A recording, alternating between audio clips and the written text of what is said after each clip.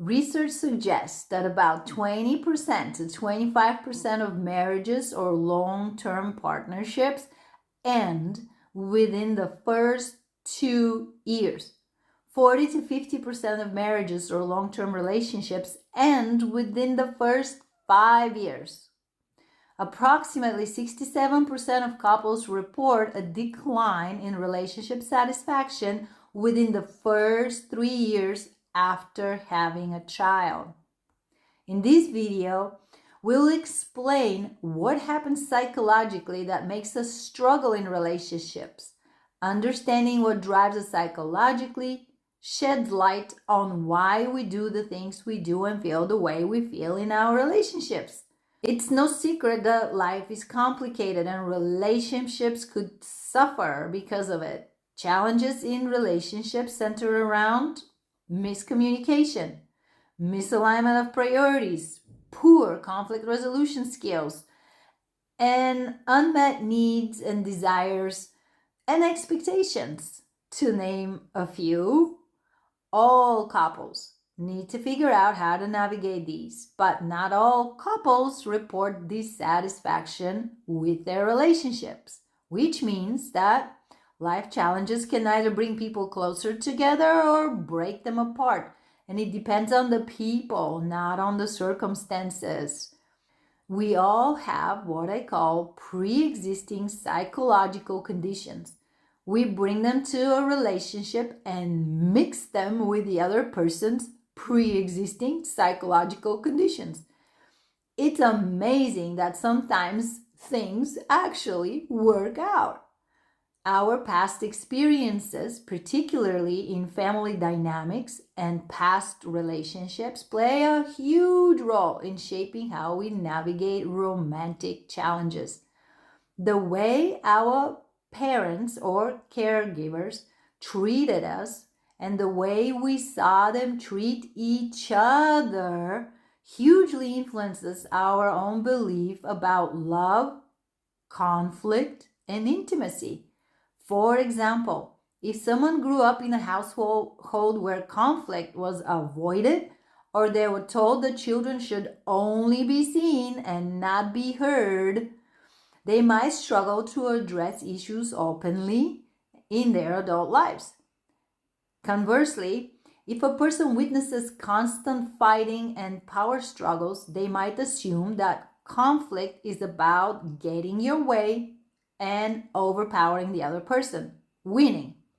And if violence was involved while growing up, people might grow up unable to trust others, even the ones they love and those that love them. Worse yet, abused people frequently become abusers. Previous romantic experiences, especially those that involved betrayal, rejection, or emotional trauma, do leave lasting marks. People often carry this emotional baggage into the new relationship, impacting their ability to trust, their perceptions, fearing to be vulnerable, overcompensating to avoid past mistakes, or arriving in a new relationship with a diminished sense of self-worth. They may also unconsciously use the new partner to work out the hurt of their past relationship, like this person has anything to do with that one. Many relationship difficulties arise from emotional triggers, which are deep-seated wounds from the past that get activated in the present day when something specific happens, accidentally or not, intentionally or unintentionally. They cause the triggered person to overreact. So the most stark example of that would be PTSD, where war veterans struggle, let's say, with loud noise or being in situations where they're surrounded by too many strangers. Or if someone has unresolved abandonment issue from childhood, they may overreact to their partner not answering a text message or being late for dinner. seeing it as a sign of rejection and worrying that they might leave them. Our past experiences shape the core beliefs we hold about ourselves and our relationships. For example, someone who experienced rejection or neglect might believe that they're unlovable or that relationships always end in heartbreak. They're not worth to anyone. These unconscious beliefs drive self sabotaging behavior or lead to patterns of picking incompatible partners, looking for something familiar, reenacting our past traumas because we gravitate toward what is familiar. We know what to do in familiar situations. That's why they say we pick partners that resemble our parents or that we fall into a string of relationships that even though they're with different people, we actually have the same relationship over and over again with the same challenges and disappointments. Part of this is our projecting our dysfunctional expectations and self criticism onto the new partner. We literally see in them what we are used to seeing in others and in ourselves, even if that's not their position or their case or their intention. We will literally cherry pick what flaws to focus on and amplify them to make the person fit the familiar mold. Here's a fun experiment for you. Think of who was your primary caretaker in your family.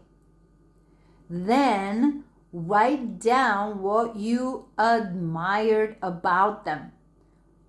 Also, write down what you struggled with in their personality. And then consider your partner, past or present. Do you see the overlap? Just do it. I promise it will be fun. You can do the same thing for all your relationships in the past. When I did that, it was eye-opening for me. When I realized that what I admired about my mom is what I admire about my intimate partners, and I looked for guys who are like her, responsible, reliable, hardworking.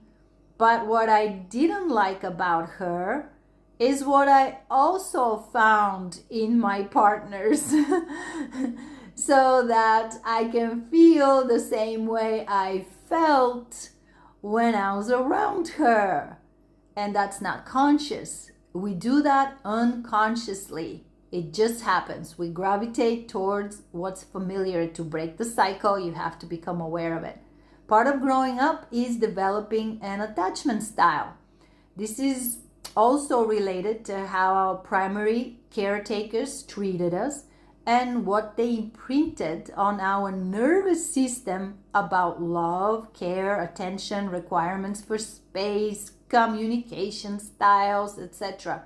So understanding one's attachment style and their partner's attachment style can help explain reoccurring patterns in relationships like clinginess, avoidance, or feelings of insecurity, the always reoccurring types of fights.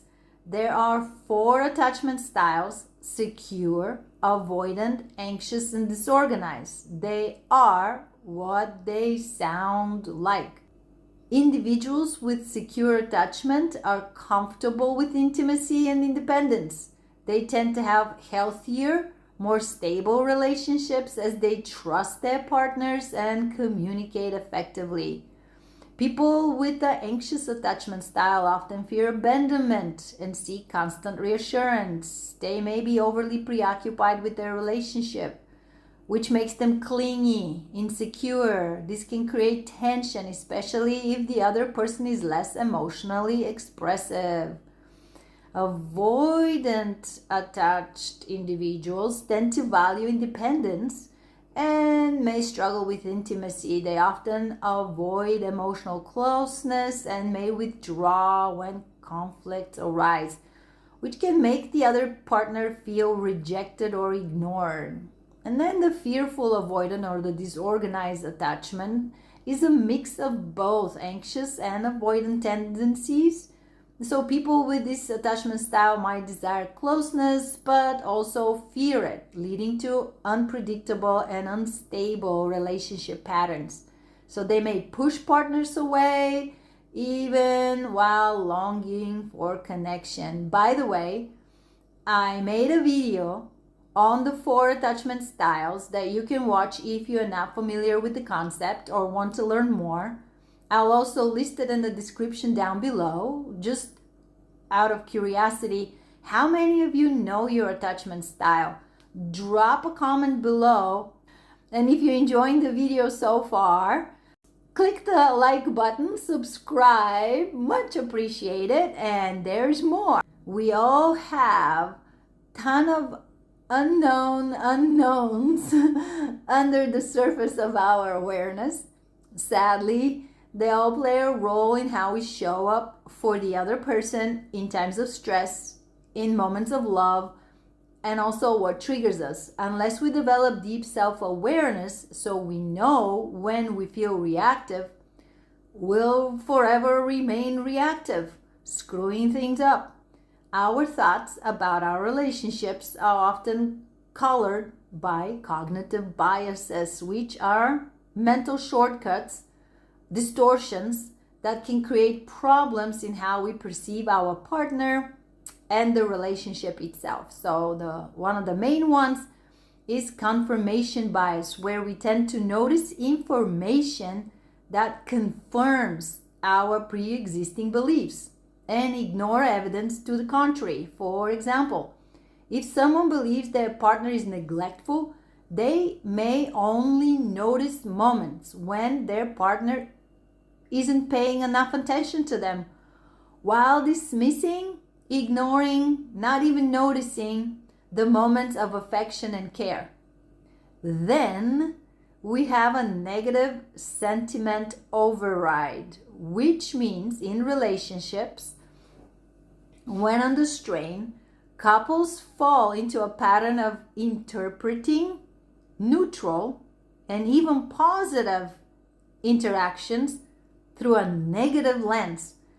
A simple comment or gesture may be seen as criticism or sarcasm or indifference, feeding into the cycle of negativity and dissatisfaction.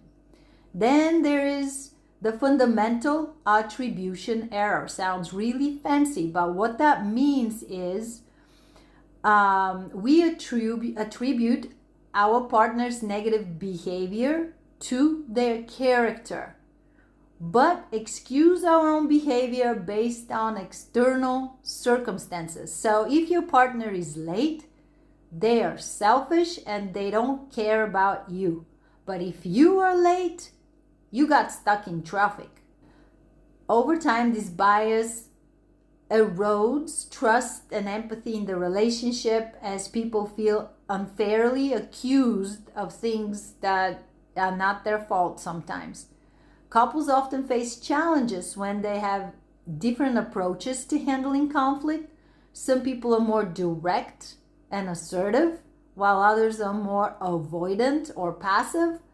And when these styles clash, it leads to frustration and misunderstandings. Then there's stress. Stress makes everything worse, even relationship issue. People cannot function properly under too much stress for too long. They don't have the emotional bandwidth, the right frame of mind to deal with any situation. They might be more snappy, distracted, not listening well, too tired, more defensive. Basically, stress causes emotional distress. It's easier to feel overwhelmed, and small disagreements can turn into giant fights, out of control, where people say things they don't mean to say. The fight or flight reaction to stress is a survival reaction. When in survival mode, people don't have the creativity and the patience to be considerate and to show love and care to the other person. They are less affectionate and less attentive. It really does a number on connection, and stress even kills your sex life. Recognizing and understanding these underlying dynamics in your relationship is the first step towards breaking the negative patterns and resolving the struggle, and everything is fixable. But first, you need to identify where the issues come from. If you want to know how to fix your relationship problems, there are really only 4 things I need to tell you about. I made a video about it. You can watch it next. I'll include it in the description down below. Check it out. It will make a huge difference in your life. And let me know your thoughts about relationship challenges.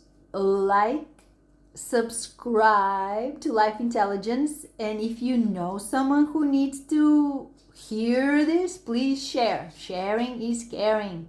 Thank you for watching.